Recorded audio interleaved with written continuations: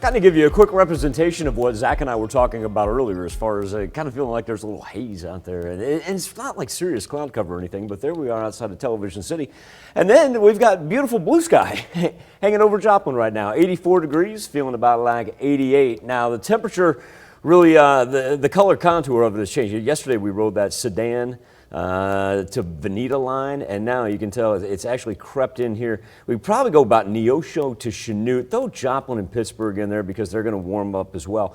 And then you can carve out this section of southwest Missouri where temperatures are going to remain mild for most of the day, probably only get up to the mid 80s. We do have a heat advisory still left for 2 of our counties, but that's it. So certainly not as widespread as what we had yesterday. And heat indices, not even close to 100. In fact, the highest we see right now is just a 93 in Nowata. That is not bad, comparatively speaking, for what we've had past couple of days.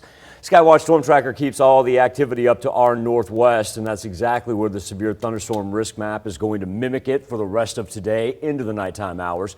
So we really won't get much of any fallout of that. We're going to have to wait really until overnight into tomorrow morning. One thing they're waiting just to get rid of, that is the remnants of Ida, now pushing through Nova Scotia. And while we're at it, while Kate no longer exists, Larry does. And Larry is now a Category 1 hurricane. That's what we'll be tracking here the rest of this week for our tropics in the Atlantic Basin. As far as what we're looking at temperature-wise, we'll go high 80s, low 90s, of course, if you move down to the south and the west. That's where your hotter temps are going to be. And then let's talk about a little bit of that rain, because Thursday night into early Friday morning, here we go, mainly for the northern portions. If you work down south of I-44, not a whole lot of activity. And then we'll do it again for Friday night on into Saturday. So we start off Labor Day weekend on a little bit of a wet note with very mild temperatures for Saturday into Sunday. But then we'll go heat right back up, Zach, be up into the low 90s, feeling about like 95, 96 for Labor Day itself. All right. Going to be a warm one then.